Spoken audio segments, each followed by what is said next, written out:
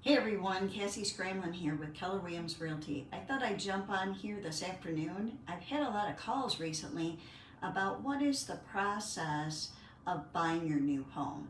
So I thought I would go through that. The first thing you want to do is try to see what your credit score is.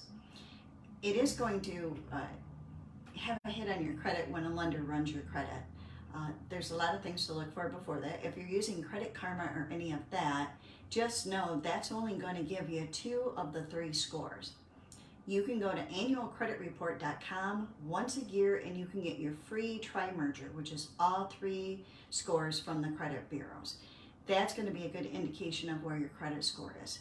When I get phone calls from brand new buyers coming onto the market who have never bought a home before, I go ahead and look at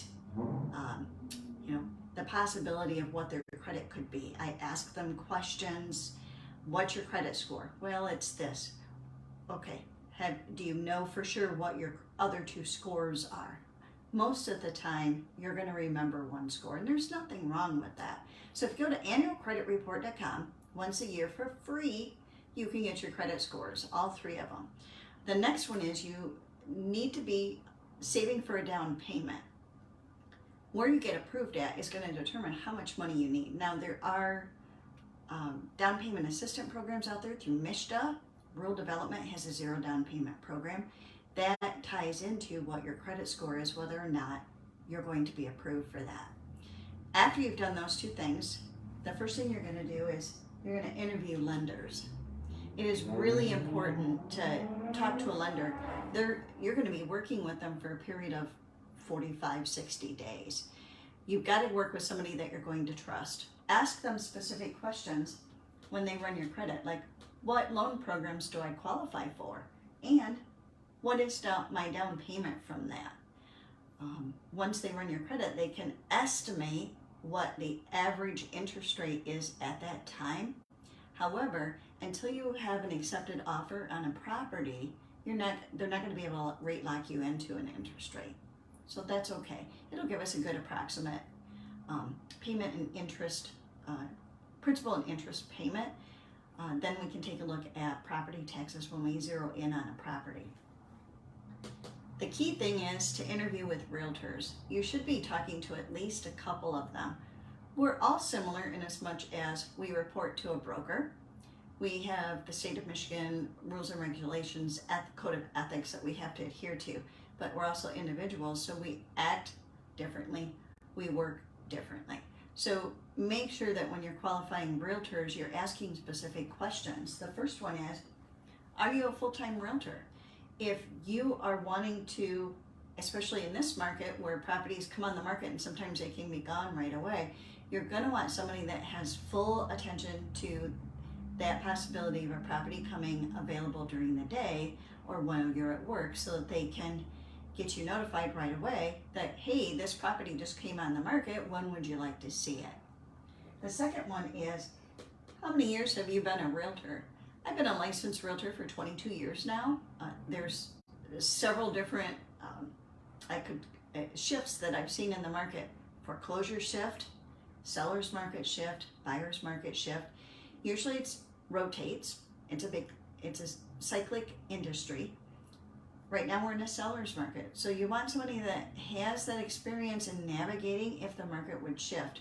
That way they're working for you all the time and they can adjust and advise you accordingly. Second one is, how many transactions do you do a year? I average between 75 and 100 transactions a year. So I'm full-time, overtime. It's my passion. I love helping people get into homes. With that being said, I also work with people who are having problems with their house payment to see if I can help them stay in their home. I took an oath as a realtor, which means I'm to support home ownership. That doesn't include my commission. I take that very seriously. If I can help you with your ability to stay in your home, I'm going to do that. The next one is, we're going to go over the procedures for buying your home. Your lender's going to give you a pre-approval. They're going to tell you what kind of loan program you're going to be using: FHA, conventional, rural development. Your realtor that you choose as a buyer's agent needs that information so that they can look at the condition of the property to see if it qualifies for that loan program. They're going to work with you about the funds that you'll need for closing costs and your down payment. We can always ask the seller in an offer to go ahead and give a concession to your closing costs. Could be 3%, could be 4%. It really depends on the loan program that you're utilizing to purchase your home, what percentage rate we're at. So once you get out there, you get your pre-approval, you've selected your realtor. So select your realtor and your buyer's agent. You're going to tour homes that are within your budget. That is really key. We can go a little bit above your budget, dependent on, days on market that the property has. If they've been sitting there for 190, 200 days, they might look at something a little bit less, but it's key to stay within your budget. With that being said, in certain areas, property taxes are a little bit higher. It will affect your monthly payment, so that's another thing that we really need to look at. Next one is, you're going to make an offer. It's really exciting. I go over the paperwork, tell you what forms you're signing, what they basically mean, and ask questions to make sure you're comfortable signing the documents to make your offer. Then the offer with the pre-approval goes over to the listing agent so that they can present it to the seller to see if the seller would be interested in taking your offer or doing a counter offer. If they do a counter offer, it's going to come back, and I'll go over with you the countered items. Could be sale price, could be earnest deposit, could be almost anything. I've seen a lot of different stuff. Once you sign that, then we head into a pending sale, and that's when there's more work to be done. The next one is you're going to get a home inspection. There's several home inspectors out there, and it is key to use the ones that are attentive to detail. They've been in it for a minute, a few years. I have about 5 of them that my clients rotate from. These are all clients say, here's a home inspector I would use again and again. And some of my clients have used the same home inspector not once, twice, but 3 times. So that's a really good idea, is looking at where people have used them and how often. That's really key. You want to be comfortable with your home inspector. He's going to be giving you a report, walking you through the home, and notifying you of all the defects of the home and some FYI for future home maintenance items. Now, when the home inspector creates that report, it is really important that you let the home inspector also give that report to your realtor. I read every home inspection that is sent to me from my clients through the home inspector, because I'm looking for items that you probably aren't going to look at. Are there double tapped breakers in the breaker box? Is there some burnt wiring there? Is there anything that's on the home inspection that might be flagged on the appraisal? So if I see anything on there, I'm going to indicate to you that we need to write up an addendum so that we can ask the seller for those repairs ahead of time, so that they're aware that, hey, we're looking for health and safety items here. Once the seller agrees to that, then we move on to the next period, which is going to be the appraisal period. I'm going to talk to your lender, and I'm going to tell your lender, okay, we're through the home inspection. Go ahead and order the appraisal.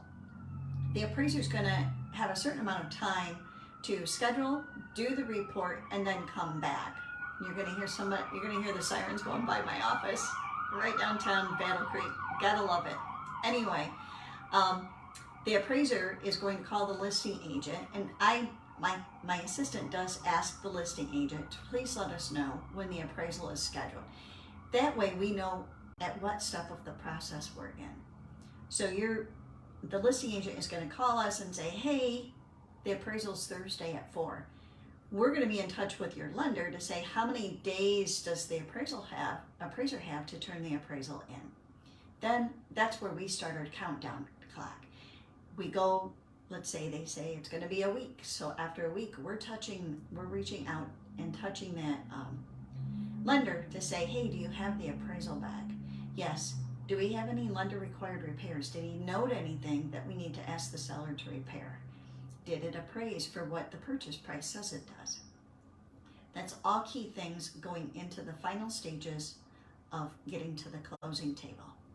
The next thing that we're going to do is we're going to get our title insurance back. Once you go under contract, we order a lender's policy of title commitment, and when we get that back from the title company, I'm going to review it to see if there's anything on there that I need to be concerned about that needs to be cleared up. If there is, I'm going to work with the listing agent to ensure that those items will be taken care of. Those have to be cleared. Any items that are notated have to be cleared in order for the lender to go ahead and lend on the property. They want to see a clear, clean title commitment. The next process is the lender gives us a clear to close. Yay! So when they give us a clear to close, we're going to schedule the closing and we'll coordinate the day and time with the listing agent. The reason why we do this is we want to ensure that the listing agent, their side of the transaction, is ready to move forward as well as our side. It's always a cooperative venture when we're doing these transactions, and we want to make sure communication is key.